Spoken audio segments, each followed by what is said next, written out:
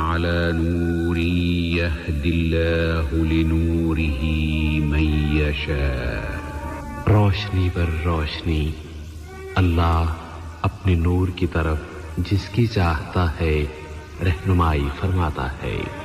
روزہ پروگرام نور اسلام.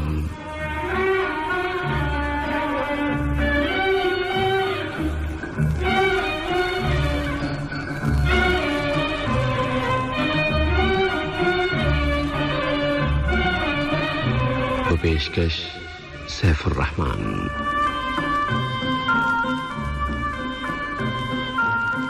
بسم اللہ الرحمن الرحیم. الحمد للہ رب العالمین والعاقبۃ للمتقین والصلاة والسلام علی اشرف الانبیاء والمرسلین محمد النبی الکریم وعلی آلہ وصحبہ اجمعین. جمعہ 13 ذوالحج سن 1442 ہجری بمطابق 23 جولائی 2021 کی دوپہر 1 بجے پروگرام نور اسلام سننے والوں کی خدمت میں محترم مولانا عبدالباسط العمری اور سیف الرحمان کی جانب سے سلام و تحیات.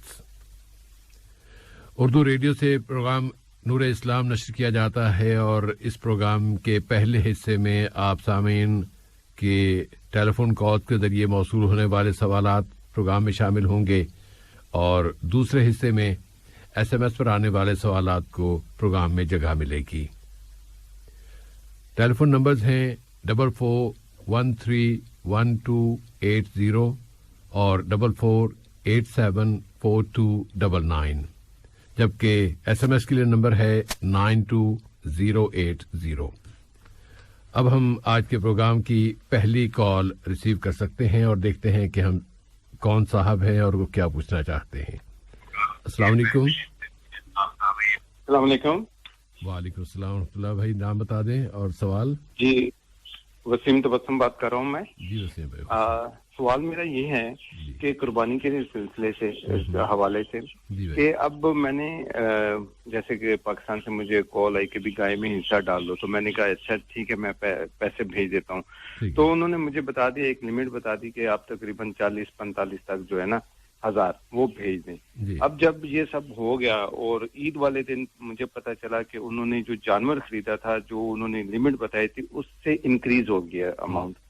تو ابھی وہ میں نے جو بھیجے تھے تو وہ بھیج دیے، لیکن ابھی جو بیلنس اماؤنٹ ہے تو وہ کیا میں بعد میں بھی بھیج سکتا ہوں؟ کیونکہ میں نے تو ابھی ان کو انفارم کر دیا کہ ادھر تو ابھی میرے لیے پاسبل نہیں ہوگا، لیکن عید کے بعد جو چھٹیاں ختم ہوں گی تو اس کے بعد پیسے میں بھجوا سکتا ہوں آپ کو. تو ایک تو یہ سوال. جی بھائی. جی دوسرا سوال یہ کہ کیسے پتہ چلے گا ہم روزمرہ کی زندگی میں صغیرہ کبیرہ الٹے سیدھے جو بھی گناہ غیبانہ بھی ہو جاتے پتہ بھی نہیں چلتا، لیکن ہمیں کیسے پتہ چلے گا کہ بھی کچھ ایسا ہو کہ ہم توبہ کریں اور وہ ہمارے دل میں ایسی سریت کر جائے کہ پتہ چلے کہ اللہ تعالیٰ نے ہمیں معاف کر دیا دنیا میں رہ کے. تو وہ کیسے پتہ چلے گا؟ اور ایک تو یہ، اور تفسیر قرآن کی تفسیر کے حوالے سے صرف آپ مجھے کوئی ایک کتاب ریکمینڈ کر دیں. صحیح وسیم بھائی ہم ایک کال میں 2 سوال لیتے ہیں تو اس لیے پھر آپ پلیز اس کا خیال رکھیے گا. بہت شکریہ. ٹھیک ہے بہت شکریہ مہربانی. السلام علیکم. السلام ورحمۃ اللہ وبرکاتہ. جی مولانا پہلا سوال تبسم بھائی کا، وسیم تبسم صاحب کا، کہ قربانی میں حصہ ڈالنے کی بات ہوئی. سوال آپ نے سنا ہے، اس کو دہرانے کی شاید ضرورت ہو تاکہ وقت کی بچت ہو جائے. السلام علیکم ورحمۃ اللہ وبرکاتہ. الحمد للہ رب العالمین والصلاة والسلام علی عبدہ ورسولہ نبینا محمد وعلی آلہ واصحابہ اجمعین. اما بعد. بسم اللہ الرحمن الرحیم. جیسے بھائی سلسلے میں موصوف پریشان ہونے کی ضرورت نہیں ہے. اگر کسی کے پاس پیسہ ہے اور قربانی کا جانور خریدنے کے لیے رقم اسی وقت دے دیتا ہے پہلے ہی، کوئی حرج نہیں. اور اگر کسی کے پاس رقم ہے، اس نے رقم دے دی، اس کے بعد جو ہے پتہ چلا کہ جانور کی قیمت بڑھ گئی ہے اور وہ کہتا ہے کہ میں جو ہے رقم ملنے کے بعد پیسہ بھیجوں گا، کوئی حرج نہیں. کتنی تاخیر سے بھیجتا ہے، اس میں کوئی حرج نہیں۔ تو آپ اور آپ کی طرف سے نیابت کرتے ہوئے جن لوگوں نے جانور کی قیمت میں رقم ڈالی تھی، تو آپ دونوں کے آپس کی رضامندی کی یہ بات ہوتی ہے۔ تو آپ چونکہ تاخیر سے رقم ادا کر رہے ہیں، اسی لیے قربانی نہ ہوئی ہو نعوذ باللہ، یا ثواب کم ہوا ہو، یا پھر اس میں کچھ قباحت ہو، ایسی کوئی بات نہیں ہے۔ بالکل اس بات کی اجازت ہے کہ یہ قرض کا لین دین، یعنی گویا کہ ایک طریقے کا یہ قرض تھا، اور علماء کا اتفاق ہے کہ مقروض کی قربانی بالکل ہو سکتی ہے۔ اس معنی میں جو ہے آپ کی نیت تھی مکمل رقم دینے کی، آپ نے رقم دے دی، پھر بھی جو ہے رقم کچھ کم ہو گئی اور آپ کا مکمل ارادہ ہے کہ آپ جو ہے رقم ادا کر دیں گے، تو موصوف پریشان ہونے کی ضرورت نہیں ہے، بلکہ انشاءاللہ قربانی مکمل ہوگی اور قربانی کا اجر جو ہے موصوف کو مکمل حاصل ہو سکتا ہے انشاءاللہ باذن اللہ تعالی۔ اور اگر ابھی اس وقت کوئی یعنی جواب ختم ہونے کے بعد کوئی کال آتی ہے تو ہم ضرور ریسیو کریں گے، لیکن جواب کے دوران آنے والی کال پھر نہیں لے پائیں گے۔ دوسرا سوال ہے محترم وسیم تبسم صاحب کا کہ انسان توبہ کرتا ہے تو کیا کوئی ایسا طریقہ ہے کہ پتہ چل جائے کہ اللہ تعالیٰ نے توبہ قبول کر لی ہے؟ جیسے بھائی اللہ تعالیٰ نے ہمارے اوپر کسی بندے کے اوپر یہ ذمہ داری نہیں رکھی ہے کہ بندے کو معلوم ہو جائے کہ توبہ قبول ہوئی ہے، لیکن اس بات کا امکان ہے کہ بندہ جب توبہ کرتا ہے تو اللہ تعالیٰ کی طرف سے اس بندے کے دل کو سکون حاصل ہو اور نیک اعمال کی توفیق ہوتی رہتی ہو اور برائیوں سے نفرت ہوتی رہتی ہو۔ مثلا اس سے اندازہ اگر کوئی لگا سکتا ہے کہ شاید اللہ تعالیٰ نے میرے گناہوں کو معاف کر دیا تو یہ بڑی اچھی بات ہے، لیکن جیسا کہ میں نے کہا سے بھائی اللہ تعالیٰ نے قرآن مجید میں جہاں کہیں بات پیش کی یا ایھا الذین آمنوا توبوا الی اللہ توبۃ نصوحا، اور اسی طرح صحیح مسلم میں حضرت ابو ذر غفاری سے حدیث جو مروی ہے، پیارے نبی واضح فرماتے ہیں کہ اللہ تعالیٰ کا ارشاد حدیث قدسی میں کہ انکم تخطئون باللیل والنہار وانا اغفر الذنوب جمیعا فاستغفرونی اغفر لکم، کہ تم لوگوں کا کام ہے مغفرت طلب کرتے رہنا اور اللہ تعالیٰ کا کام ہے گناہوں کو بخشتے رہنا، تو ہم اس حد تک اپنی ذمہ داری کو رکھیں، مزید گہرائی میں نہ جائیں۔ اور دوسری بات یہ سب ہے کہ جب اللہ تعالیٰ وعدہ فرما رہا ہے کہ یقبل التوبۃ عن عبادہ، کہ اللہ رب العالمین توبہ کو قبول کرے گا اور گناہوں کو معاف کرے گا، جب اللہ تعالیٰ کا وعدہ ہے تو پھر ومن اصدق من اللہ حدیثا ومن اصدق من اللہ قیلا، اللہ تعالیٰ سے بڑھ کر وعدے میں سچا اور کون ہو سکتا ہے۔ اور پیارے نبی کا جو ارشاد ہے کہ اللہ تعالیٰ کے بارے میں ہمیشہ حسن ظن رکھیں، اور سے بھائی ہم جو مختلف استغفار کے الفاظ استعمال کرتے ہیں ان میں سے ایک جو ہے سید الاستغفار ہے، اس میں انسان اپنے تمام گناہوں کے بارے میں اقرار کرتا ہے، اور ایک صحیح مسلم ایک اور حدیث صاحب ہے جس کے اندر استغفار کے الفاظ جو ہیں اللہم اغفر لی خطیئتی و جہلی و اسرافی فی امری وما انت اعلم بہ منی، اللہم اغفر لی جدی و ہزلی و خطأ و عمدی و کل ذلک عندی، اللہم اغفر لی ما قدمت وما اخرت وما اسررت وما علنت وما اسرفت وما انت اعلم بہ منی۔ تو یہاں پر سے بھائی یعنی چھوٹے اور بڑے تمام گناہ، چھپے اور کھلے تمام گناہ، ہر قسم کے گناہ جو انسان نے عمدن کیے ہوں، انسان سے غلطی سے ہوئے ہوں، تو جب آپ اس حد تک اللہ تعالیٰ کے دربار میں اقرار کر لیتے ہوں تو حسن سے یہی رکھے کہ انشاءاللہ گناہ معاف ہو گئے، اور اس سے بھی اگر کسی کو معلوم بھی ہو جائے کہ میرے گناہ معاف ہے تو کرے گا کیا؟ یعنی اس کا فائدہ کیا ہے جب اللہ کا وعدہ ہے کہ گناہ معاف ہو کر دے گا۔ اسی پر آپ جو اطمینان سے رہیں اور کوشش اس بات کی ہو کہ ہمیں استغفار کی توفیق ہو جائے، گناہوں سے بچنے کی توفیق ہو جائے، اور اگر بشری تقاضے سے گناہ ہو بھی جاتے ہیں تو گناہوں کو لوگوں کے سامنے ظاہر نہ کریں، بلکہ فوراً توبہ کر کے اپنے نام اعمال کو صاف کر کے اپنے رب کو راضی کر لیں۔ جسے بھائی جزاکم اللہ خیرن۔ اور اگلی کال ریسیو کرنے سے قبل ابھی ویسے آئی نہیں ہے، تو ایک مولانا اسی حوالے سے توبہ کی قبولیت کے حوالے سے ایک بات عرض کرنا چاہتا ہوں، اگر آپ اجازت دیں تو۔ بالکل صاحب بھائی، واضح فرما دے صاحب بھائی۔ مولانا اور محترم وسیم بھائی، اسلام کا ایک مزاج ہے اور اللہ تعالیٰ نے بطور خاص جو طریقہ ہمیں بتایا ہے توبہ اور استغفار کے حوالے سے، اس سے اسلام کا اور خود اللہ تعالیٰ کی جو ایک مرضی ہے نا وہ پتہ چلتی ہے، اور یہ ہے کہ اللہ تعالیٰ کبھی کسی فرد کو بھی مکمل اطمینان نہیں دلانا چاہتے کہ تمہیں معاف کر دیا گیا۔ آپ नबी करीम सल्लल्लाहु अलैहि वसल्लम की अहादीस मुबारका की रोशनी में उन अफराद के बारे में भी जान लीजिए कि जिनको जन्नत की बशारत दे दी गई कि वो जन्नत में जाएंगे। उनका अपना हाल ये है कि हज़रत अबू बकर सिद्दीक रज़ियल्लाहु ताला अन्हु फरमाते हैं कि जब अगर मेरा एक पाँव जन्नत में है और दूसरा पाँव अभी जन्नत से बाहर है, मैं उस वक्त तक भी मुतमईन नहीं होऊंगा जब तक कि मेरे दोनों पाँव जन्नत में दाखिल नहीं हो जाते। तो इत्मीनान वाली कैफियत के भी बस मैं तो बख्शा गया, जो कि हमारे यहाँ कुछ मसलकों में कह लें या ख़ास तौर पे सूफियों के यहाँ ये इस तरह की मुसीबत बड़ी पाई जाती है। जी मसला ही नहीं है, आप नबी सल्लल्लाहु अलैहि वसल्लम के पैरों हैं, आप अल्लाह को मानने वाले हैं, कलमा पढ़ने वाले हैं, आप नबी सल्लल्लाहु अलैहि वसल्लम उनके नाम लेवा है, तो बस आप जन्नत में हैं। या आपने फलां पीर की बैत की है या फलां शख्सियत की बैत कर ली, वो तो आपको जन्नत में ले जाएगा। उसने आप जो कुछ भी करते रहेंगे वो एक इंजन है जो गाड़ी खींचेगा और जो उस गाड़ी में लगे जितने डब्बे लगे होंगे सारे के सारे चले जाएंगे।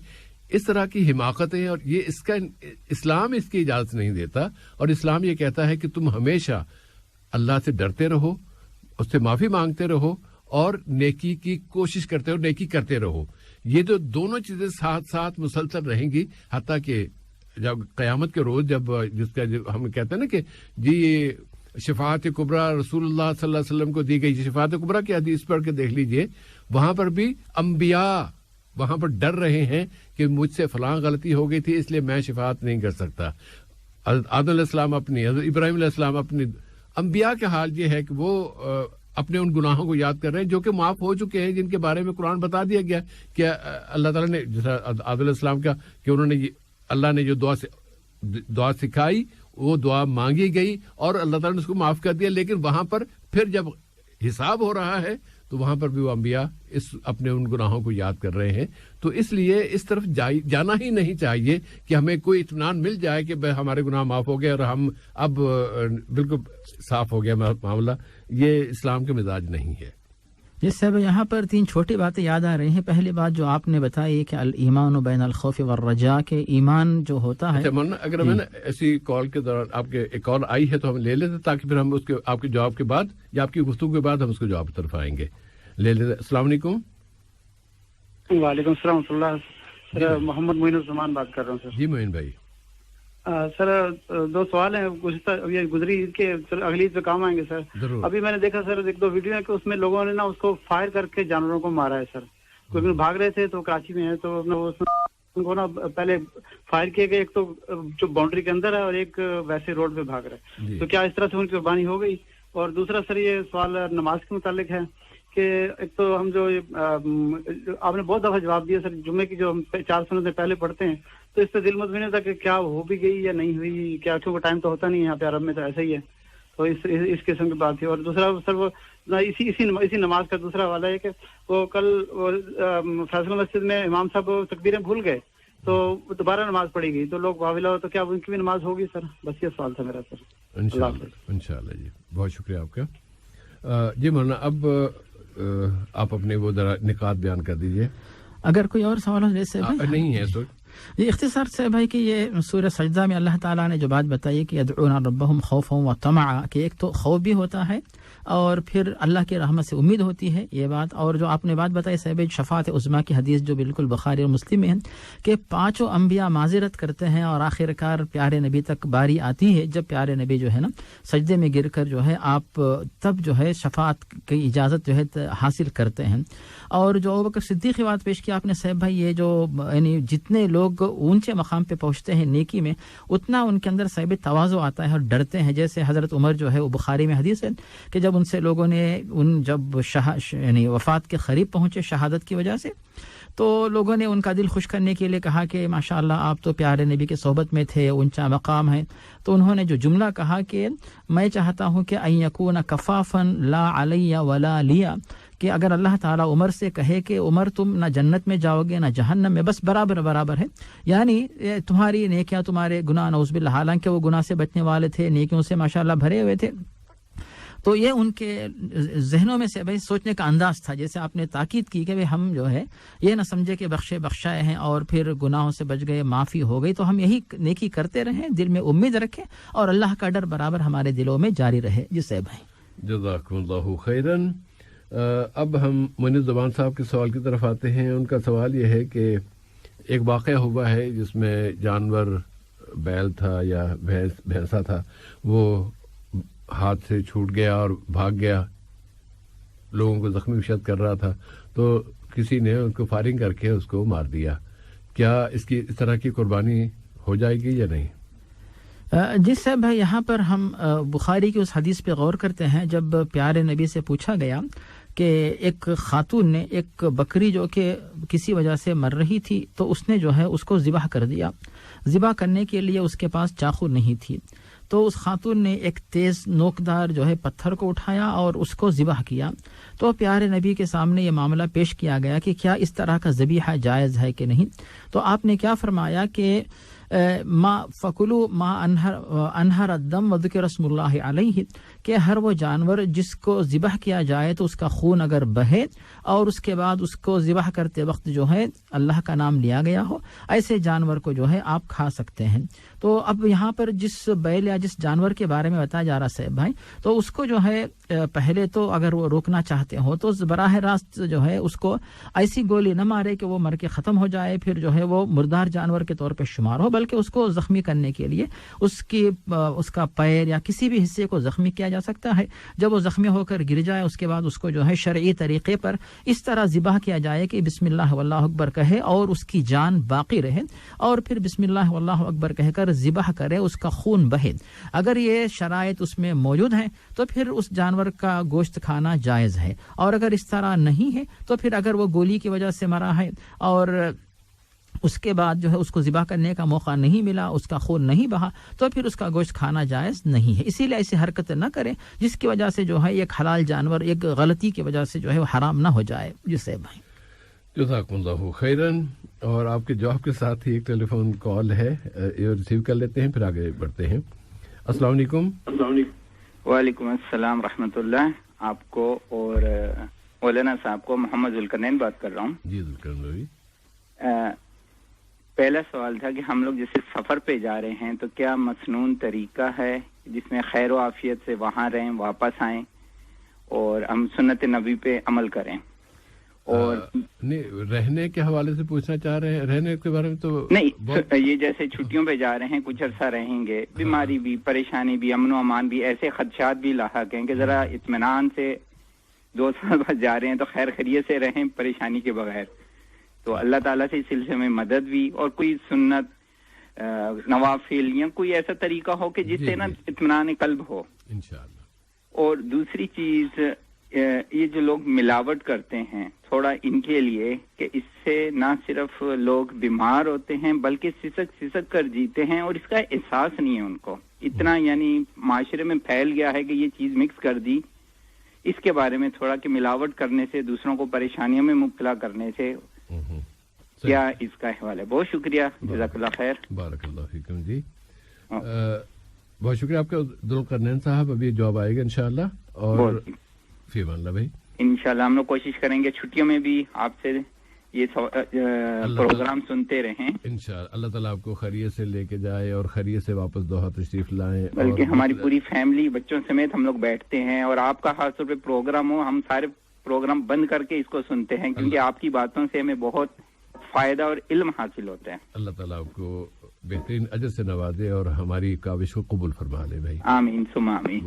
اوکے جی, شکریہ. فی امان اللہ. جی مولانا, سوال تھا ہمارے محترم معین الزمان صاحب کی طرف سے کہ ایک مسجد میں امام صاحب عید کی نماز پڑھاتے ہوئے تکبیریں کہنا بھول گئے. اس پر ظاہر کہ ہمارے علاقوں میں یہ ہوتا ہے کہ ہنگامہ کھڑا کر دیتے ہیں, اور ہنگامہ کھڑا یہ کیا گیا کہ ان کو پھر نماز دہرانی پڑی. کیا دہرانا یہ صحیح ہے یا اگر نہ بھی دہرائیں تو بھی نماز ہو جاتی ہے؟ صاحب اس مسئلے کا آسان حل یہ ہے کہ بے شک عید کی نماز مسلمانوں سے مطلوب ہے, اور اس عید کی نماز کی خصوصی کیفیت ہے, اور اس کیفیت کے اندر جو طریقہ بتایا گیا ہے کہ پہلی رکعت میں جو ہے سورۃ الفاتحہ سے پہلے 7 زائد تکبیرات, اور دوسری رکعت میں قراءت سے پہلے سورۃ الفاتحہ سے پہلے 5 زائد تکبیرات کہی جاتی ہیں. اور یہ حدیث ہمیں ملتی حضرت عائشہ سے اور حضرت عبداللہ بن عمر سے. یہ ہے مصنف ابن ابی شیبہ اور ابی داؤد اور مسند احمد کے اندر جو ہے, ابو داؤد مسند احمد, ان کتابوں میں یہ روایت ہمیں ملتی ہے. یہ تو ہوگی صاحب بھائی پہلی بات.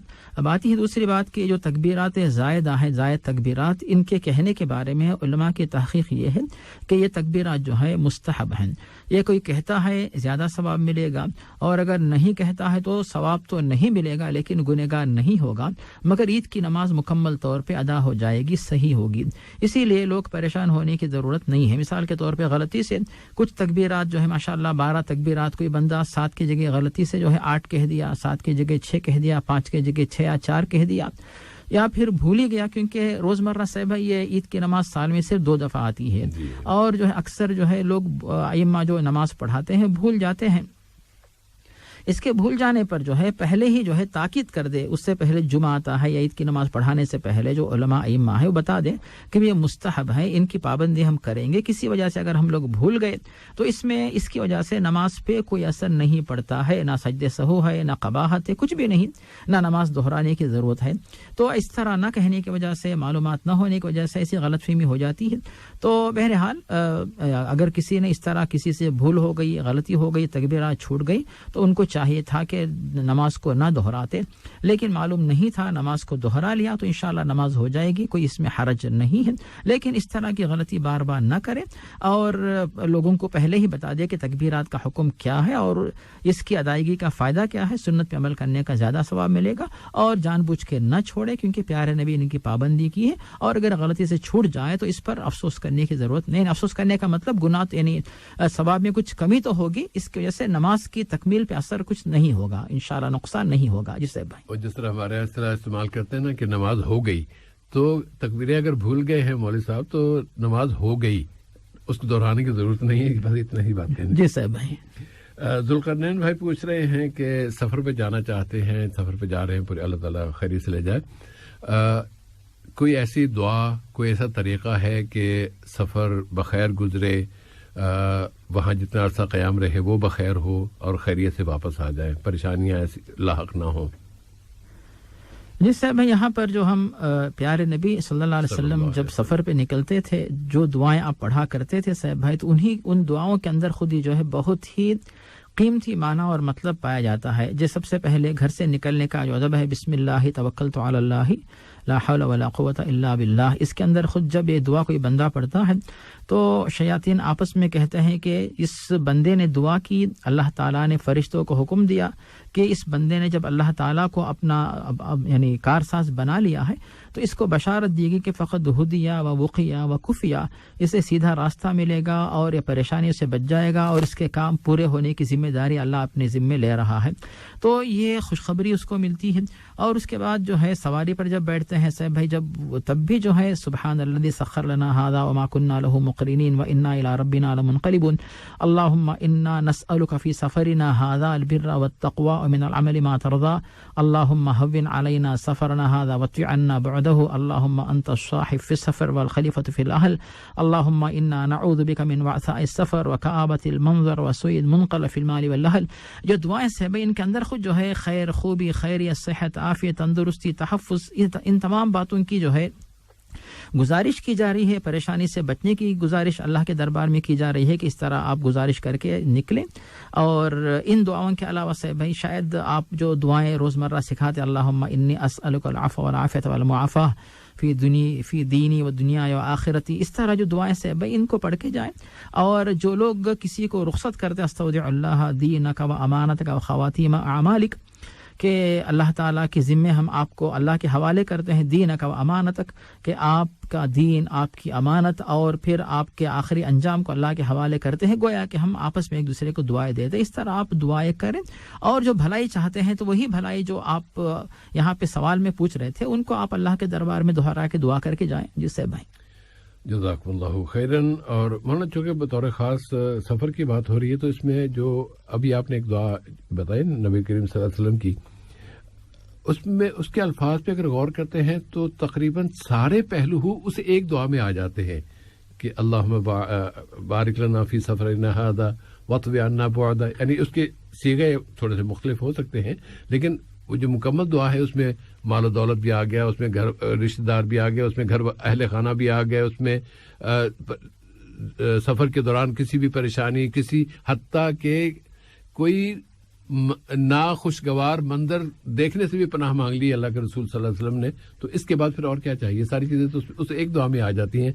तो हमारे जुल्करनैन भाई, अगर आपको मौका मिले, उम्मीद है तो है कि आपको दुआ याद होगी, अगर नहीं तो ज़रा किताबों में तलाश कर लीजिए, नेट पर ज़रा ढूंढ लीजिए, तो थोड़ी सी लंबी है, आप ये याद करके इंशाल्लाह दुआ मांगते हुए जाएंगे तो इंशाल्लाह कोई परेशानी नहीं होगी। जी साहब भाई। जुल्करनैन साहब का दूसरा सवाल लेने से पहले अगर कॉल आ जाए तो हम उसे लेना चाहेंगे, और अगर नहीं तो फिर सवाल ले लेते हैं। सवाल यह है कि मुख्तलिफ लोग मिलावट करते हैं और मिलावट के नतीजे में दूसरे लोग बीमार हो जाते हैं। कॉल आ गई तो उसे पहले ले लेते हैं। अस्सलाम वालेकुम भाई। अस्सलाम वालेकुम। अस्सलाम वालेकुम भाई। हेलो, लाइन पे भी हैं और आवाज नहीं आ रही, ऐसा होना तो नहीं चाहिए। हेलो, अस्सलाम वालेकुम। हेलो, चलिए, अब पता नहीं क्या मसला हुआ उनका। जी, एक दफा फिर ट्राई कर लेते हैं, अगर मिल जाए, आवाज आ जाए तो अच्छी बात होगी। अस्सलाम वालेकुम। नहीं, तो फिर सवाल की तरफ आते हैं। मिलावट के हवाले से पूछ रहे हैं जुल्करनैन साहब के जो उसके फिर मसाइल होते हैं मिलावट करने के नतीजे में, लोग मिलावट शुदा अशिया खा लेते हैं, बीमार हो जाते हैं, इससे मरते हैं, और उसके हवाले से इस्लाम क्या तंबीह करता है? जैसे भाई, अल्लाह ताला ने वाज़ेह तौर पे बता दिया कुरान मजीद सूरत अन-निसा आयत 29 के अंदर के ला तअकुलू अम्वालकुम बैनकुम बिल बातिल, के दूसरे का माल बातिल तरीके से, नाजायज़ तरीके से मत खाओ। मतलब ये हुआ कि कोई बंदा कोई चीज़ बेच रहा है, जैसे 5 किलोग्राम चावल, उसके अंदर एक मुट्ठी भी अगर वो जो है छोटे छोटे पत्थरियाँ और कंकरियाँ डाल रहा है, तो गोया कि उसने 5 किलो से बढ़कर जो उसने कचरा उसमें गंदगी डाली है, तो उसकी भी कीमत लोगों से वसूल कर रहा है। तो ये हराम है, लोगों को नुकसान तो पहुंचा रहा है। और या अय्युहल्लज़ीना आमनू ला तख़ूनुल्लाह वर रसूल व तख़ूनू अमानातिकुम, कि ये अल्लाह ताला के ख़िलाफ़ ख़ियानत है, नबी को नाराज़ करने वाली ख़ियानत है, लोगों को नुकसान पहुंचाने वाली ख़ियानत है, ख़ुद इंसान को गुनहगार बनाने वाली ख़ियानत है कि यह हराम का माल खाकर एक तो नाजायज़ पैसा लोगों से खा रहा है और उसकी इबादत में रुकावट आ जाती है, और फिर लोगों को नुकसान पहुंचाने का गुनाह, मन गश्शना फलैसा मिन्ना, के धोखा देने वाला हम में से नहीं है। इतनी ज़्यादा नफरत जो है प्यारे नबी से लोगों से करते हैं जो धोखा देते हैं। तो हलाल कमाई से जो बरकत होती है भाई, वो बरकत ही इंसान के लिए काफ़ी होती है, जो नुकसान से बचा सकती है इंसान को। हराम तरीक़े से कमाता है और किसी और जगह पे हराम का माल ज़ाया हो जाता है, गुनाह का गुनाह भी हुआ, पैसा किसी यानी परेशानी की वजह से ज़ाया भी हो गया और इंसान फ़ायदा भी नहीं उठा सका। इसकी ज़रूरत नहीं है, बल्कि जो दुआएं हैं, अल्लाहुम्मा मकफिनी बि हलालिका अन हरामिका व अगनिनी बि फज़लिका अम्मन सिवाक, या अल्लाह तेरी तरफ से जो हलाल रोज़ी मिले उसी पर जो है मैं इक्तिफा करने वाला बनूं, ताकि हराम का मोहताज न बनूं, हराम को न देखूं, अपने फजल से जो है दूसरों का मोहताज बनने से बचा ले। तो इस तरह जो है हम दुआएं करें और हलाल तिजारत करें और जो फ़ायदा मिलता उसी से इस्तिफादा करें। और देखें साहब, एक बंदा जब मिलावट करके दूसरों को गलत चीज़ बेचता है, ऐसी ही मिलावट की चीज़ अगर ख़ुद उसके घर वाले ख़रीद के लाएं और नुकसान में पड़ जाएं, तो क्या वो पसंद करेगा? नहीं पसंद करता है। तो ये तरीक़ा बिल्कुल यानी इस्लाम ने इसको नाजायज़ और हराम और गलत करार दिया है। ऐसे तरीक़ों को ना अपनाए, बल्कि मुसलमान ऐसा नमूना पेश करें कि लोग मुसलमानों को देखकर ये इबरत, ये सबक हासिल करें कि हाँ, मुसलमान मतलब धोखा नहीं देता है और अमानतदारी का ख्याल करता है, ख़ियानत करता है, दूसरों के लिए भलाई का भी सबब बने और इस्लाम की दावत का भी एक सबब बने। जी साहब भाई, जज़ाकुमुल्लाहु खैरन। मौलाना, आपने शुरू में जो मुट्ठी भर कंकरियों का जिक्र किया, तो एक आम फर्द ये तौर पे, अच्छा मसलन अगर 1 किलो है, 1 किलो में अगर या 1 मन है और 1 मन में मुट्ठी हो, तो वो थोड़ी सी चीज़ होगी। लेकिन इस पहलू से ज़रूर हमें तवज्जो दिलाना होगी अपने उन अफराद को जो तिजारत करते हैं और तिजारत में मिलावट करते हैं, कि आपकी उस मिलावट के नतीजे में जितने अफराद बीमार होंगे, जितने अफराद मुतासिर होंगे और उन बीमारों के फिर आगे जितने असरात होंगे, वो सारे के सारे आपके खाते में जाएंगे। ممکن ہے کہ وہ ایک مٹھی کنکر یا ایک مٹھی ناقص شے جو آپ نے کسی شے میں ڈال دی ہے، وہ ایک مٹھی ہی آپ کی مکمل ہلاکت کا باعث بن جائے. اس لیے کہ اس کے جو اثرات ہیں، ممکن ہے کہ وہ بیماری کے بعد پھر اس بیماری سے کتنے، ایک گھر میں ایک فرد بیمار ہوتا ہے تو پورا گھر پریشان ہو جاتا ہے، پورے گھر کے مسائل ہو جاتے ہیں. اس بیماری کے نتیجے میں جتنے افراد متاثر ہوں گے، کسی کی تعلیم متاثر ہو رہی ہے، کسی کی صحت متاثر ہو رہی ہے، کسی کا روزگار متاثر، جو کچھ بھی ہوگا اس کے نتائج ہیں. جس طرح کہ سورہ یاسین میں اللہ تعالیٰ نے بہت واضح کہہ دیا کہ ہم اس کے اثرات کو بھی جمع کر کے پھر حساب کریں گے کہ کس نے کیا کیا تھا اور اس کے کیا اثرات مرتب ہوئے تھے. تو یہ اثرات والا سلسلہ جو ہے نا، یہ تو بہت لمبا چل سکتا ہے، اور وہ جو جتنا دور اگر وہ سالوں پر بھی محیط ہو جائے گا تو وہ سارے کے سارے وبال اس ایک گناہ کرنے والے فرد کو، اس ملاوٹ کرنے والے فرد کے کھاتے میں جائیں گے اور اس کا کھانا خراب ہو جائے گا. جی صاحب بھائی، سورہ یاسین کی واقعی بڑی اہم بات ہے، انا نحن نحیی الموتى ونکتب ما قدموا وآثارهم. تو آپ نے جو بات بتائی سورہ یاسین کے اندر ہے، اس کو اگر ذہن میں رکھے صاحب بھائی تو لوگ اس آیت کو سمجھ کر اپنی اصلاح بالکل کر سکتے ہیں کہ اللہ کا ڈر امید ہے کہ لوگوں کے دلوں میں آ جائے انشاءاللہ. اللہ کرے. اور مولانا مشکل یہ ہے کہ ہم مسلمان معاشروں میں اس وقت، ہمارے مسلم معاشروں میں، بر صغیر کے باہر بھی جو ممالک مسلمان ملک کہلاتے ہیں، وہاں پر لگتا ہے کہ یہ ایک عام رواج ہے کہ اوپر اچھی چیزیں رکھی ہوئی ہیں، نیچے گندا مال رکھا ہوا ہے. یہ ملاوٹ نہیں تو اور کیا، یہ دھوکہ نہیں تو اور کیا، جس سے اللہ کے رسول نے منع فرمایا کہ وہ ہم میں سے نہیں ہے جس نے من غش فلیس منا. جی صاحب بھائی. تو اور اس وقت اگر کوئی کال آ جائے تو ہمیں بہت خوشی ہوگی، ورنہ پھر ہم SMS کے سوال کی طرف آ جاتے ہیں. صاحب بھائی، ایک بھائی صاحب کا سوال تھا، کچھ جمعہ سے پہلے سنت کے بارے میں کچھ پوچھ رہے تھے. دیکھیے شروع میں تھا کوئی معین الدین صاحب جو عید کے بارے میں پوچھا، جنہوں نے کسی بیل پر جو ہے گولی چلائی. ان کا دوسرا سوال ایک شاید رہ گیا تھا کہ جمعہ سے پہلے وہ سنت پڑھتے ہیں، 4 سنتیں پڑھ کے وہ مطمئن نہیں ہوتے. جی تو اگر وہ چھوٹ گیا اس سوال کو چلیے وہ لے لیتے ہیں، لیکن میں اس لیے اس طرح سوال کی طرف نہیں آتا کہ ان کے 2 سوال ہو گئے تھے، پھر میں نے اس کو دوسرے کے طور پہ میں نے اچھی بات سمجھا تھا. جی چلیے آپ لے لیتے ہیں اسے. آپ اس کے جواب میں وہ پوچھنا چاہ رہے تھے کہ 4 سنتیں پڑھتے تو ہے، خطبے سے پہلے 4 سنتیں پڑھتے ہیں، اور یہاں پر چونکہ کہتے ہیں کہ کبھی موقع ملتا ہے پورا پڑھ لیتے ہیں، کبھی شاید نہ ملتا ہو تو وہ مطمئن نہیں ہوتے. تو اس میں آپ نے جس طرح اس سے پہلے بھی اس طرح یہ سوال آیا ہے مختلف انداز میں، تو آپ نے یہ بتایا کہ جتنے نوافل پڑھ سکے صحابہ یہی کیا کرتے تھے. اس میں ظہر کی سنتوں کے حوالے سے جو ہمارے ایک مسلک میں پایا جاتا ہے، رائے ہے ان کی، وہ کہتے ہیں کہ سنتیں جس طرح ظہر کی ادا کرتی اس طرح جمعے کی بھی سنتیں پہلے پڑھنی ہیں، تو وہ 4 سنتیں جس طرح ظہر کی اس طرح جمعے کی ہیں تو وہ 4 سنتیں پڑھتے ہیں.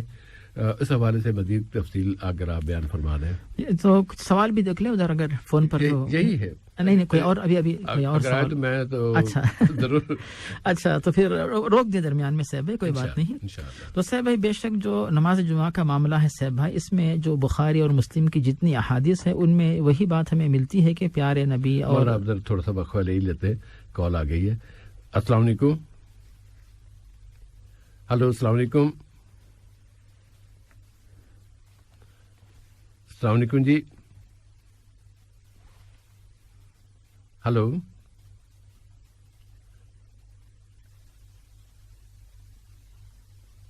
السلام علیکم. کیوں آواز نہیں آ رہی؟ ہونا تو سارے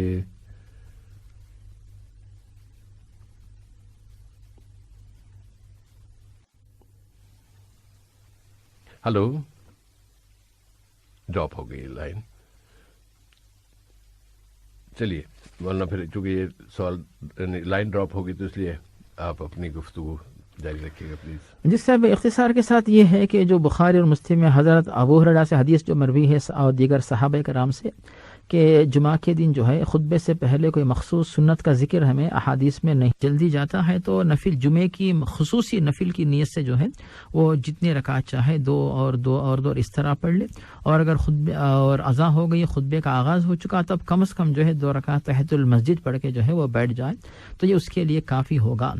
لیکن اگر کوئی شخص اپنے مسلک کے مطابق جو ہے ہر دن چونکہ ہم ظہر کی سنت پڑھتے تھے جمعہ کے دن بھی پڑھنا چاہیں گے مثلا، تو وہ لوگ چونکہ ظہر کا وقت اذان سے پہلے تو داخل نہیں ہوتا، اذان ہوتی ہے تو خطبہ شروع ہو جاتا ہے، تو ایسے لوگ جو ہے آسانی سے اس طرح عمل کر سکتے اگر وہ اس مسلک پہ عمل کرنا بھی چاہیں تو، کہ جمعہ سے پہلے جمعہ کی نوافل پڑھتے جائیں اور خطبہ جب ہوتا ہے تو کوئی سنت نفل نہ پڑھیں، اور جب خطبہ ہو جاتا ہے نماز ہو جاتی ہے تو پہلے والی سنت کی جو ہے وہ قضا کر لیں، اطمینان ہو جائے گا ان لوگوں کو کہ ہاں نماز کا وقت داخل ہوا تبھی ہم نے جو ہے پہلی والی سنت بعد میں پڑھ لی، تو دلوں میں جو الجھن ہے ایک بے چینی ہے کہ اب تک ہم کرتے آ رہے ہیں تو اور اب کیسے چھوڑ دیں، تو اس طرح بھی اس کا یہ مسئلہ حل ہو سکتا ہے۔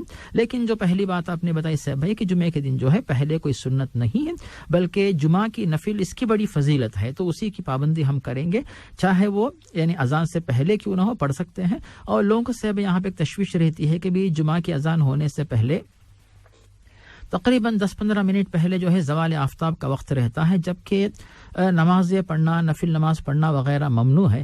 تو علماء کی تحقیق ہے صاحب بھائی کہ وہ احادیث جن میں پیارے نبی نے جمعہ کے دن مسجد میں جلدی آ کر کثرت سے نفل نمازیں پڑھنے کی ترغیب دی ہے، اس حدیث کی روشنی میں جمعہ کے دن کو مستثنا قرار دیا جائے گا۔ اس کا مطلب یہ ہوتا ہے کہ جمعہ کے دن جمعہ کے خطبے سے پہلے مسجد میں کثرت سے نفل نمازیں پڑھنا اس بات کی اجازت ہے، چاہے وہ زوال آفتاب کا وقت کیوں نہ ہو، سورج ڈھلنے کا وقت کیوں نہ ہو، اس میں کوئی حرج نہیں، کوئی گناہ نہیں ہوگا، کوئی خلاف ورزی یا قباحت نہیں ہوگی۔ اس وقت آپ جو جمعہ کی نفل کی نیت سے جتنے رکعت چاہے نمازیں پڑھ سکتے ہیں۔ جیسے ہی اذان ہو گئی خطبے کا آغاز ہو گیا، نوافل کو بند کر دیں، خطبہ سنیں، پھر جمعہ کی نماز پڑھیں۔ جمعہ کی نماز کے بعد پھر آپ جو ہے اپنی سہولت کے مطابق 2 رکعت یا 4 رکعت سنت پڑھ کے جو ہے اپنے جو بھی کام آپ مصروف ہو جائیں۔ جیسے بھائی جزاک اللہ خیرن، اور کال اگر آ گئی تو اچھی بات ہے، ورنہ پھر SMS کے سوالوں کی طرف ہے۔ میں سوال پڑھ لیتا ہوں، اگر اس دوران میں کال آئی تو ہم انشاءاللہ لے لیں گے۔ 68 نمبر سے سوال ہے کہ روم میں یا گھر میں ناخن کاٹنا کیسا ہے؟ فرماتے ہیں لوگ بولتے ہیں کہ روم میں ناخن نہیں کاٹنے چاہیے، کیا یہ صحیح ہے؟ کال ہے، ذرا لے لیتے ہیں، اللہ کرے کہ اس دفعہ آواز آ جائے۔ السلام علیکم۔ ہلو،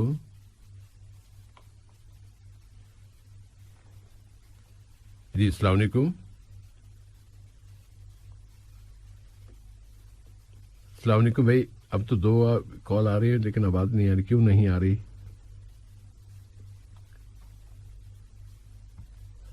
السلام علیکم۔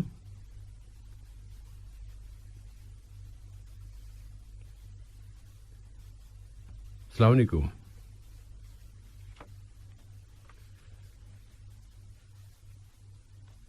ایسے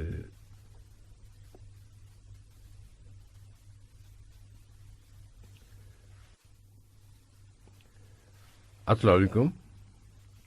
السلام علیکم ورحمۃ اللہ وبرکاتہ۔ شکر الحمدللہ۔ میری آواز آئی ہے سر؟ جی بھائی آ گئی الحمدللہ۔ جی میرا نام فراغ الدین ہے۔ کیا نام؟ محمد فراغ الدین۔ جی فراغ الدین صاحب۔ جی میرا ایک سوال یہ ہے کہ جمعہ کے دن جو پہلی اذان ہوتی ہے تقریباً 40 منٹ پہلے ہو جاتی ہے، صحیح ہے؟ تو وہاں سے جو 40 منٹ کے بعد ہوتی ہے، تو اس دوران مطلب اس دن زوال کا ٹائم ہوگا یا نہیں ہوگا؟ اچھی بات، بس یہی ایک چھوٹا سا سوال ہے۔ جی ضرور، جی جزاک اللہ خیر۔ بارک اللہ فیکم جی، بہت شکریہ آپ کا۔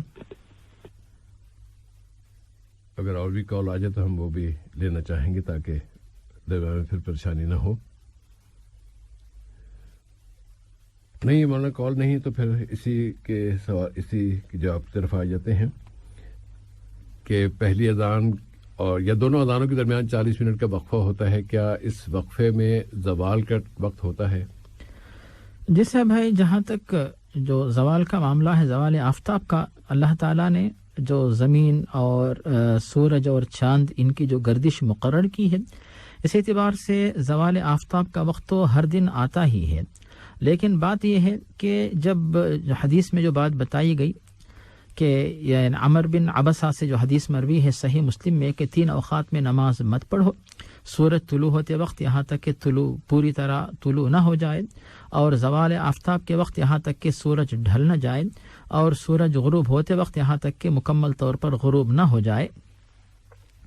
تو اس حدیث کو بنیاد بنا کر کیا جمعہ کے دن بھی ہم لوگ جو ہے جو دوسری اذان ہوتی ہے خطبے والی اذان، اس سے پہلے اور پہلی اذان کے بعد دونوں اذانوں کے درمیان جو زوال آفتاب کا وقت جو ہوتا ہے، تو جمعہ چھوڑ کر جو 6 دن ہوتے ہیں باقی 6 دنوں میں اس وقت ہم لوگ کوئی نفل نماز نہیں پڑھتے، فرض کا وقت شروع ہوتا ہی نہیں۔ تو چونکہ ہر دن ہم نفل نماز نہیں پڑھتے تو کیا جمعہ کے دن پڑھ سکتے کہ نہیں؟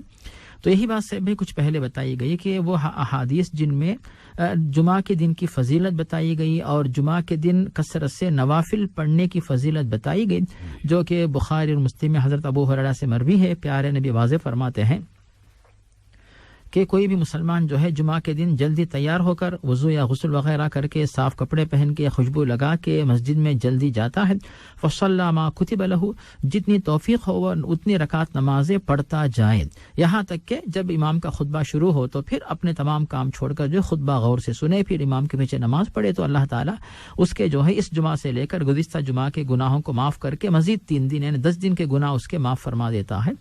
تو مطلب یہ ہوا کہ بشارت جو دی گئی ہے، تو اس بشارت کے اندر الفاظ جو ہمیں ملتے ہیں سے بھائی کہ جمعہ کے دن جلدی آ کر مسلسل جو ہے نفل نمازیں پڑھتا رہے۔ تو یہاں پر پیارے نبی نے جمعہ کے دن کو جو زوال کا جو ممنوع وقت ہے اس وقت بھی جو ہے نفل نمازیں پڑھنے کی اجازت آپ نے دی ہے۔ تو اس حدیث کی روشنی میں ہم یہ بات پیش کر سکتے ہیں کہ آپ پریشان مت ہو، جمعہ کے دن اگر آپ جلدی آ جاتے ہیں تو زوال آفتاب کے وقت بھی جو ہے نفل نمازیں پڑھ سکتے ہیں اور یہ نیک کام کر کے ثواب زیادہ کما سکتے ہیں۔ جی سے بھائی جزاکم اللہ خیرن۔ اور اگر کال آئے تو پھر ہم لے لیتے ہیں، ورنہ پھر دوسرے سوال تو موجود ہیں ہی، لیکن ترجیح دیتے ہیں کہ سامعین کی طرف سے، چونکہ ہو سکتا ہے کہ کسی کو کوئی ایسا مسئلہ درپیش ہو کہ وہ اس کا فوری جواب چاہتا ہو۔ کال ہے۔ السلام علیکم۔ ہلو، السلام علیکم ورحمۃ اللہ وبرکاتہ۔ وعلیکم السلام ورحمۃ اللہ وبرکاتہ۔ بھائی کیا نام ہے؟ میرا نام شفیق الاسلام۔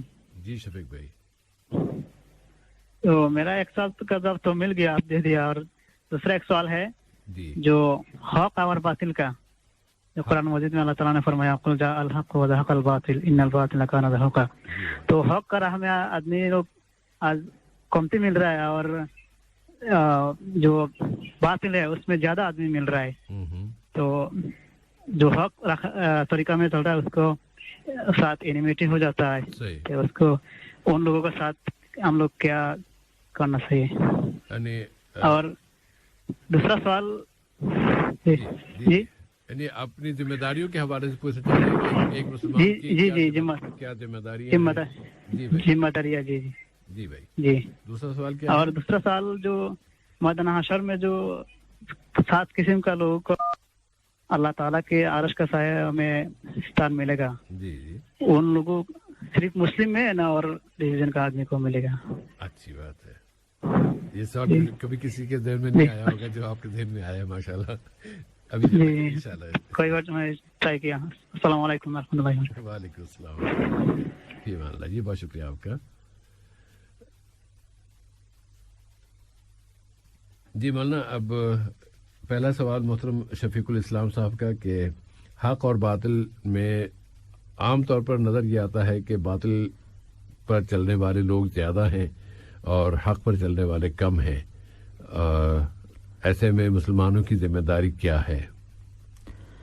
جس سے یہاں پر یہ بات ذہن میں رکھی جائے کہ بے شک حق اور باطل کی کشمکش جو ہے یہ دنیا میں جاری ہے، اور یہ بے شک لوگوں کے لیے ایک امتحان ہے کہ لوگوں کے سامنے اللہ تعالیٰ کی طرف سے خود موصوف نے جو آیت پیش کی کہ قل جاء الحق وزهق الباطل ان الباطل كان زهوقا، کہ حق کیا ہے واضح ہو گیا ہے اور باطل کیا ہے۔ اللہ تعالیٰ نے جس کو حق کہا وہی حق ہے، اور جسے اللہ تعالیٰ نے باطل قرار دیا تو وہی باطل ہے۔ تو لوگ حق کو مانتے ہیں یعنی اللہ کی بات کو مانتے ہیں، جو باطل کو مانتے ہیں نعوذ باللہ تو وہ گویا کہ اللہ کی بات کو ٹھکراتے ہیں۔ تو اس آزمائش کے لیے اللہ تعالیٰ نے دنیا میں دونوں کو رکھا ہے، حق کو رکھا اور باطل کو چھوٹ دی، کہ دیکھتے ہیں کہ لوگ باطل کے پیچھے کتنے جاتے ہیں اور حق کو جو ہے کتنے لوگ مانتے ہیں۔ تو اس آزمائش میں جو لوگ حق کو پہچان کر تلاش کر کے حق کو مانتے ہیں تو پھر وہ جو ہے وہ اللہ کے مقرب بندے بنیں گے، اور جو اللہ کو جو حق کو ٹھکرا کر باطل کے پیچھے جائیں گے تو پھر وہ اللہ سے دور ہو کر وہ شیطان والے بن جائیں گے۔ تو پھر لوگ جو ہے ذمہ داری یہی ہے کہ حق کو پہچانے۔ حق کہاں ہوتا ہے؟ اللہ و رسول کی باتوں میں حق ہوتا ہے، دین اسلام میں حق ہوتا ہے، اور جو دین اسلام سے ہٹ کے ہے وہ سب کے سب وہ سب باتیں جو ہے وہ باطل ہوتی ہیں۔ تو اس طرح انسانوں کو بلکہ مسلمانوں کو چاہیے کہ سارے انسانوں کے سامنے حق بات کو حکمت کے ساتھ پیش کر کے حق کی طرف لے آئیں اور باطل سے بچانے کی کوشش کریں۔ جسے بھائی جزاکم اللہ خیرن۔ اور قیامت کے روز جن 7 اقسام یا 7 لوگوں کو اللہ کے عرش کے نیچے جگہ ملے گی، کیا ان میں غیر مسلم بھی ہوں گے؟ یہ سب ہے، بے شک جو حدیث ہمیں ملتی ہے بخاری اور مسلم میں کہ 7 افراد جن کو اللہ تعالیٰ کے عرش کے سائے میں جگہ ملے گی، 7 یظلھم اللہ فی ظلہ یوم لا ظل الا ظلہ، کہ اس دن جو ہے اس عرش کے سائے کے سوا کوئی سایہ نہیں ہوگا۔ تو ان میں انصاف کرنے والا بادشاہ، پھر جو ہے اسی طرح دائیں ہاتھ سے خیرات کرتا ہے تو بائیں ہاتھ کو نہ معلوم ہو، اور کوئی بندہ تنہائی میں اللہ کو یاد کرتا ہے تو اس کی آنکھوں سے جو ہے آنسو آ جائیں، اور ایسا نوجوان جسے کوئی خاتون بلاتی ہے کوئی نیک مسلمان تو پھر وہ اس عورت کی بات کو نہ مانے بلکہ یہ کہے کہ میں اللہ تعالیٰ سے ڈرتا ہوں۔ تو اس طرح کے جو 7 قسم کے افراد جو بتائے گئے سے بھائی، تو قیامت کے دن عرش کے سائے میں جگہ جو ملے گی، بہت سارے ایسے بھی ہیں جو ان صفات، ایسی صفات جن کے اندر نہ ہو، وہ مسلمان ہونے کے باوجود ان کو عرش کے سائے میں جگہ نہیں ملتی ہے۔ تو عرش کے سائے میں جگہ پانے والے بہت ہی زیادہ معزز، مکرم، مقرب اور سابقین اولین ایسے لوگ ہوں گے۔ تو پھر جب مسلمانوں میں خود بہت سارے ایسے ہیں جو عرش کے نیچے جگہ نہیں پا سکتے، تو پھر وہ لوگ جن کے پاس اللہ پہ ایمان ہی نہیں اور اسلام ہی نہیں، توحید نہیں، جن کے پاس کفر ہو، شرک ہو اور گناہ ہو، ایسے لوگ یہ کیسے سوچیں گے کہ ان کو بھی جو ہے اللہ تعالیٰ کے عرش کے نیچے جو کہ مقدس مقام ہے اس مقام پہ جو ہے جگہ دی جائے گی؟ تو یہاں پر سوچنے کی ضرورت ہے۔ مطلب یہ ہوا کہ یہ مقام مسلمانوں کے لیے بھی نہیں بلکہ مسلمانوں میں بھی جو ہے بہت زیادہ جو نیک دیندار مسلمان ہیں، جو اللہ تعالیٰ سے زیادہ ڈرنے والے، ایسے مسلمانوں کے لیے جگہ وہاں پہ ملے گی۔ تو ہمیں اس بات کی کوشش کرنی چاہیے کہ اس کے نیچے جگہ ملے، اس کے بارے میں دعا کرتے رہیں، ان اسباب کو اپنائیں جن کے ذریعے جو ہے وہ مقام ہمیں حاصل ہو انشاءاللہ۔ اور اگر غیر مسلم بھی دین اسلام کو اپنا کر ان اسباب کو وہ اپناتے ہیں، انشاءاللہ ان کو بھی جو ہے امید ہے کہ اسلام میں آ کر ان اسباب کو اپنانے کی وجہ سے جو ہے ان کو بھی عرش کے سائے میں انشاءاللہ جگہ مل جائے۔ جسے میں انشاءاللہ تعالی میں ایک جملے کا اگر اضافہ ہو جائے تو ضرور سے بھائی، وہ اس طرح کہ نبی کریم صلی اللہ علیہ وسلم کی بعثت کے بعد صرف جو آپ پر ایمان لائے ہیں انہی میں وہ افراد شامل ہوں گے جن کو عرش کے نیچے جگہ ملے گی، اور آپ کی بعثت سے پہلے دوسرے انبیاء میں سے جتنے افراد ان میں یہ صفات پائی جائیں گی وہ بھی عرش کے نیچے جگہ کے حقدار بنیں گے کہ اس دور کے وہ مسلمان تھے۔ جی صاحب، اس طرح آدم علیہ السلام کے زمانے سے لے کر نبی کریم صلی اللہ علیہ وسلم اور قیامت تک کے افراد میں اسلام، مسلمان جتنے انبیاء وہ اسلام ہی تو لے کے آئے تھے نا، تو وہ اللہ چونکہ وہ اللہ کا ایک تقرب انہوں نے اللہ کا حاصل کیا، اللہ تعالیٰ نے ان کو یہ انعام دیا۔ جو اللہ کو مانتے نہیں ہیں، اللہ کے ساتھ شرک کرتے ہیں، اللہ کے دشمن ہیں، شیطان کے پیرو ہیں، تو وہ پھر کیسے جگہ پائیں گے اللہ کے عرش کے نیچے؟ وہ تو کسی اور جگہ پائیں گے، ان کی جگہ تو پھر کچھ اور ہوگی۔ جی صاحب، اللہ محفوظ رکھے، آمین۔ اگر کال آ جائے تو ہم لیتے ہیں، ضرور لیں گے۔ اگر مرنا جو ناخنوں والا مسئلہ ہے، جی صاحب ہے، بالکل جو ہے اس سوال کے جواب کی طرف آ سکتے ہیں انشاءاللہ۔ جی تو صاحب بھائی، بے شک ناخن کاٹنا جو ہے یہ اسلامی آداب میں، اسلامی احکام میں شامل ہے، بلکہ انسانی فطرت، یعنی ہر انسان فطری طور پہ اس بات کو پسند کرتا ہے کہ ناخن نہ بڑھائے جائیں، ناخنوں کو کاٹا جائے۔ اس میں سکون ہے، راحت ہے، صفائی ہے، گندگی نہیں رہتی، گندگی سے اپنے آپ کو بچا سکتا ہے، بیماری سے بچا سکتا ہے، اور اپنے ہاتھ پیر ان کا منظر بھی جو ہے خوبصورت بنا سکتا ہے۔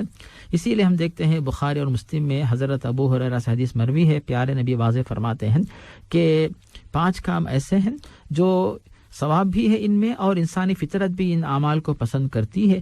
تو ان میں سے صاحب یہ جو حدیث ہمیں ملتی ہے تقلیم الاظفار، تو یہ ایک حدیث بخاری اور مسلم کی ہے، اور صحیح مسلم میں جو ہے اس طرح کے 10 اسباب بتائے گئے ہیں.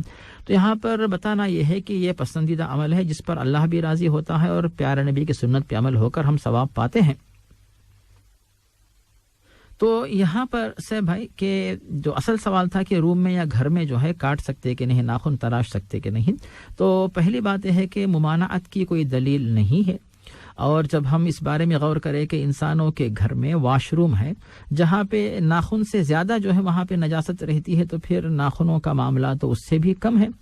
اور کچھ لوگ یہ سمجھیں مثلا کہ ناخن گھر میں کاٹنے سے گھر میں نحوست آتی ہے، برکت جاتی ہے، پیسہ کم ہوتا ہے، تو یہ غلط فہمی، ایسا اعتقاد دلوں سے نکال دیں.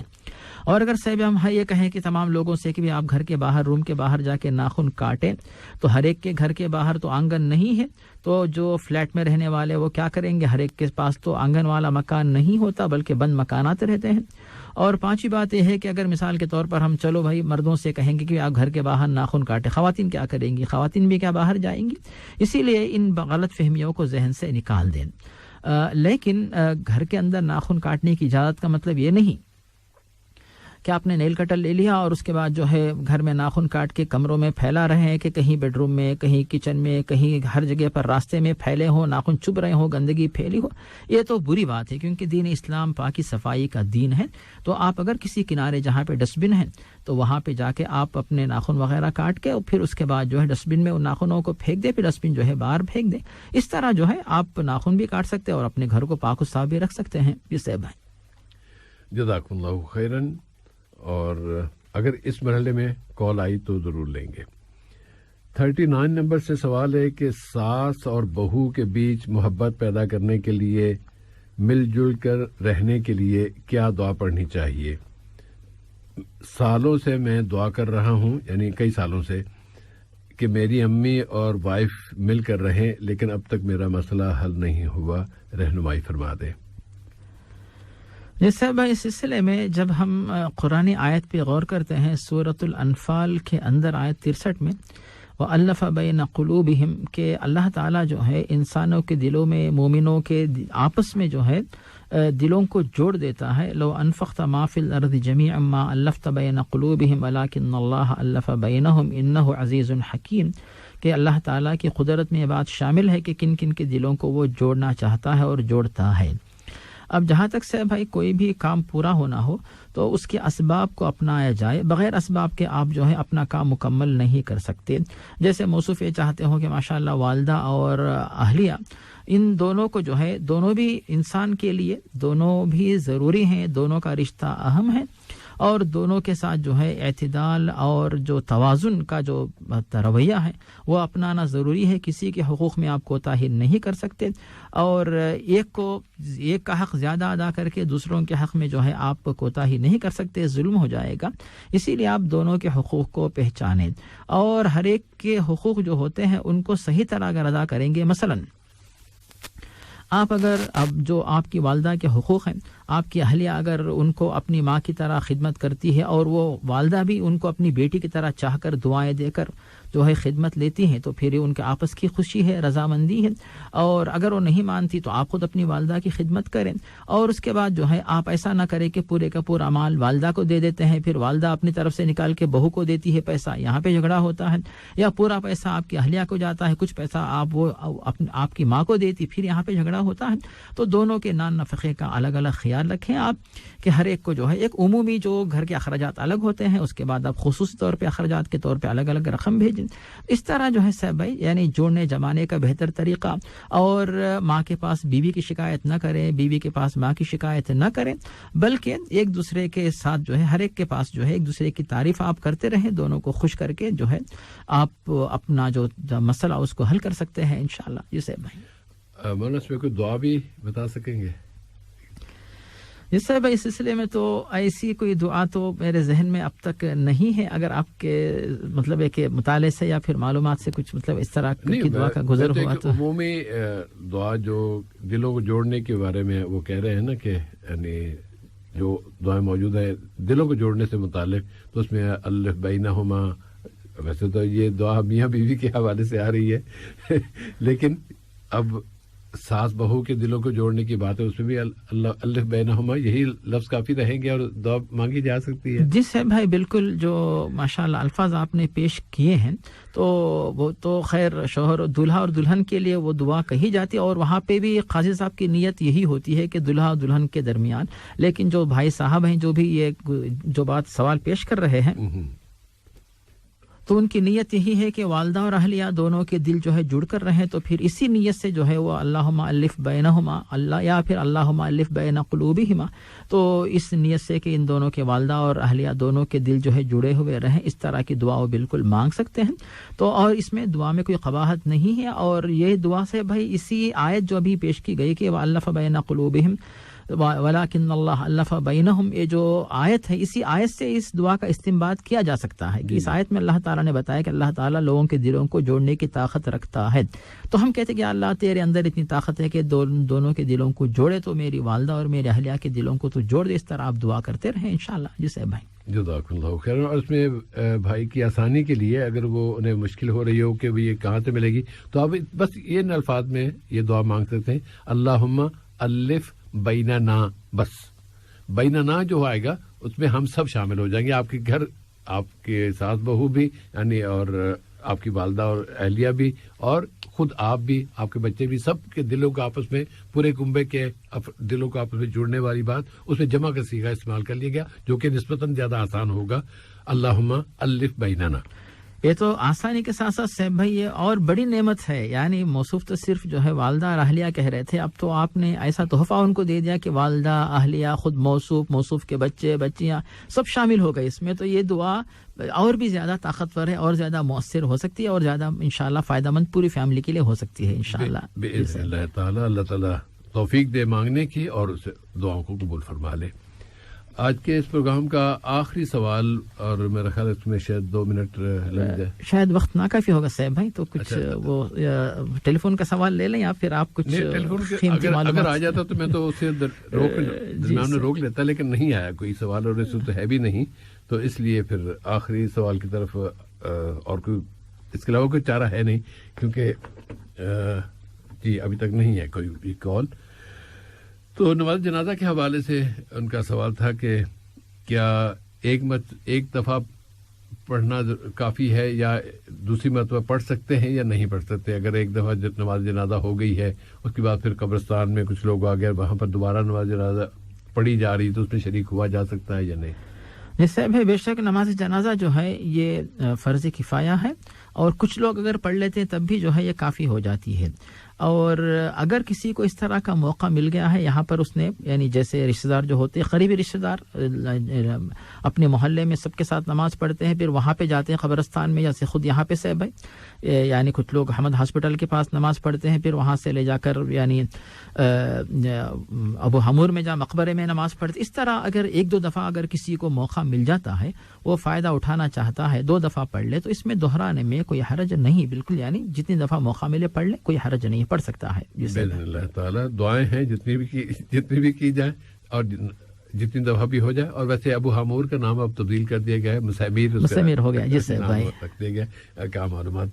इस तरह सामीन प्रोग्राम नूर इस्लाम का आज का हल्का अपने इख्तितामी मरहले में दाखिल हो गया है, और इस प्रोग्राम के आखिरी हिस्से में आप सामीन से एक दफ़ा फिर हम ये गुजारिश करना चाहेंगे कि हमारे पास जितने भी मसाइल हैं, चाहे वो ज़ाती हैं, इज्तिमाई हैं, खानगी हैं, तमाम मसाइल को हल करने के लिए जो सबसे बेहतरीन ज़रिया और सबसे बेहतरीन हथियार आप अगर इसकी इस इस्तिलाह को इस्तेमाल करना चाहें, वो है दुआ।